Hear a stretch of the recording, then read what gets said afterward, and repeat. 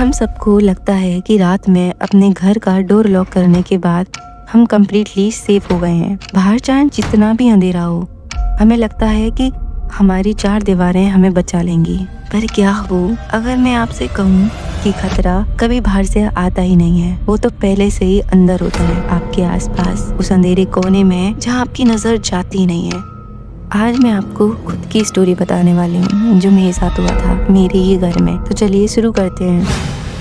तो दोस्तों, ये बात अप्रोक्स 1 हफ्ते पहले की है। रात को मैं अपना काम कर रही थी। उस रात लगभग 2:15 बज रहे थे। मैं अपने पीसी पर अपना काम कर रही थी, अपनी वीडियो वगैरह एडिट कर रही थी, ये हॉरर वीडियो। तो उस टाइम घर में सब सो चुके थे, सब गहरी नींद में सो रहे थे। सबके अलग अलग रूम में अपने अपने रूम में सो रहे थे सब। हमारा जो पीसी का रूम है वो भी अलग है। तो मैं उसमें बैठ के अपना काम कर रही थी। मेरा पूरा फोकस पूरी स्क्रीन पर था। एक हॉरर वीडियो का ऑडियो मिक्स कर रही थी, इसलिए मैं हेडफोन्स का वॉल्यूम काफी हाई पर था। मुझे लगा था कि इस अंधेरे में मैं बहुत सेफ हूँ, अकेली हूँ सन्नाटे में, और मैं गलत थी। मैं अपनी टाइमलाइन पर क्लिप एडजस्ट कर ही रही थी कि अचानक मुझे बाहर कॉरिडोर से एक आवाज आई। वो आवाज मेरी वीडियो की नहीं थी। मेरा ध्यान पूरा स्क्रीन पर था, पर वो आवाज सीधा मेरे कानों तक आ रही थी। वो किसी चीज के गिरने की आवाज नहीं थी, मतलब वो आवाज कॉरिडोर में किसी के चलने की आवाज थी। और ऐसा लग रहा था कोई पानी के साथ कोई चलने की आवाज होती है ना, पर वो आवाज बहुत अलग सी थी। मुझे समझ में नहीं आ रहा था कि आवाज आ कहां से रही है। पहले तो मुझे लगा कि मेरा वहम है। मैंने हेडफोन्स उतार कर टेबल पर रख दिए। अब कमरे में और घर में बिल्कुल सन्नाटा था, और रात के टाइम तो सन्नाटा ही होता है बिल्कुल। हमें घड़ी तक की आवाज आती है, टिक टिक टिक, बिल्कुल सन्नाटा था। मैंने अपनी सांस रोककर ध्यान से सुनने की कोशिश की।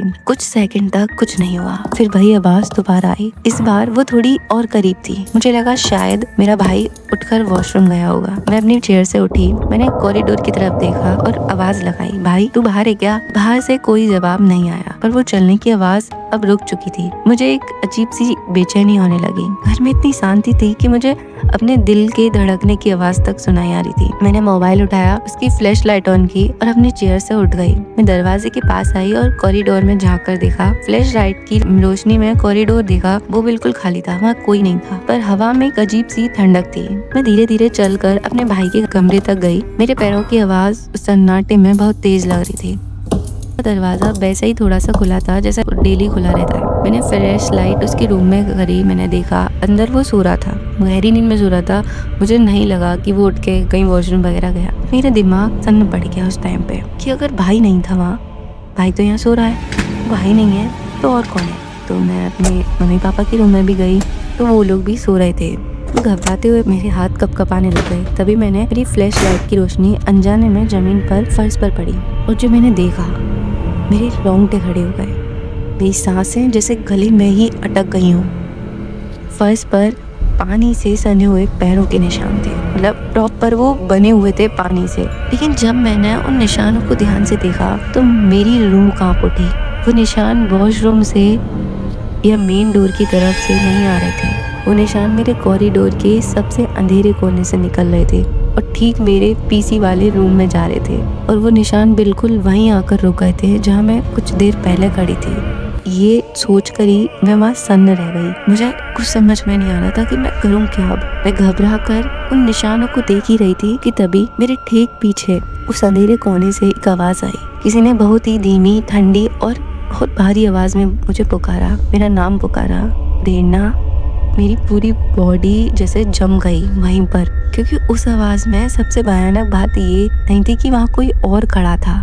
सबसे भयानक बात ये थी वो आवाज बिल्कुल मेरी अपनी आवाज थी। Same, how it is possible कि डिट्टो मेरी जैसी आवाज। वहाँ मुझे कुछ समझ में नहीं आ रहा था। मैं इतनी डर गई थी। माना मैं हॉरर वीडियो बनाती हूँ, पर उस टाइम पर मैं खुद सन्न पड़ गई। मैंने 1 सेकंड के लिए भी उस अंधेरे कोने की तरफ मुड़कर नहीं देखा, हिम्मत ही नहीं हुई। अगर मैं पलट कर देखती और वहाँ कोई ऐसी चीज खड़ी होती जो बिल्कुल मेरी तरह दिखती हो, तो शायद मैं जिंदा ही नहीं बचती। मैं वहाँ से पूरी ताकत से भागी। मैं सीधा अपने पीसी वाले कमरे में घुसी और दरवाजा जोर से बंद किया और अंदर से कुंडी लगा दी। मैं जमीन पर बैठ गई। मेरे हाथ पैर कांप रहे थे।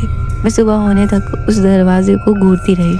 हर छोटी सी आवाज पर मुझे लगता कि वो दरवाजा खुल जाएगा और मेरी ही शक्ल वाली कोई आत्मा अंदर आ जाएगी। मतलब मुझे समझ में नहीं आ रहा था कि मैं करूँ क्या। मैं उस टाइम पर इतनी डर चुकी थी।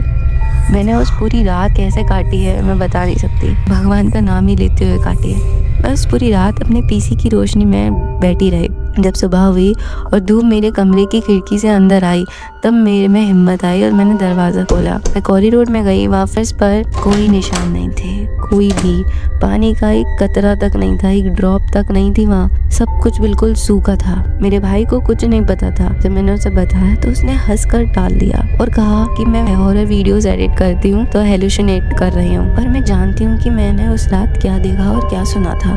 हालांकि मैं इतना डरती नहीं हूँ, पर उस रात जो भी मेरे साथ हुआ मुझे नहीं पता कि वो क्या था। उस दिन के बाद से मैंने रात को उस कॉरिडोर की तरफ अकेला जाना छोड़ दिया है। मैं आज भी वीडियो एडिट करती हूँ, पर अपने कमरे का दरवाज़ा अंदर से लॉक कर। मुझे आज तक नहीं पता चला कि उस रात उस अंधेरे कोने में कौन था, कहाँ से आया था और वो मेरी ही आवाज़ में मुझे क्यों पुकार रहा था। आपको क्या लगता है, अगर आप उस रात मेरी जगह होते तो क्या करते? कमेंट करके ज़रूर बताना। पर मैं इतना कॉन्फिडेंटली कह सकती हूँ कि वो मेरा वहम नहीं था, ना मैं कोई हेलुसिनेट कर रही थी। कुछ हमारा वहम भी होता है, पर कुछ चीज़ें एग्जिस्ट करती हैं। दोस्तों देखो, मैं तो मानती हूँ इन सब चीज़ों में। अगर आप मानते हो तो आप मुझे कमेंट में ज़रूर बताएं कि आप इन सब चीज़ों में मानते हैं या नहीं। आप में से किसी के साथ भी ऐसा हुआ, आप मेरे ईमेल पे मुझे बता सकते हैं, कमेंट कर सकते हैं। अभी भी मैं उस घर में रह रही हूँ, पर उस दिन के बाद मेरे साथ ऐसा कुछ भी नहीं हुआ, क्योंकि मैं रात में अब वीडियो एडिट बिल्कुल भी नहीं करती, मैं दिन में ही करती हूँ। और जो भी है हमारे आसपास है चीज़ें, पर अगर तुम उन चीज़ों से डरोगे तो वो और डराएंगी।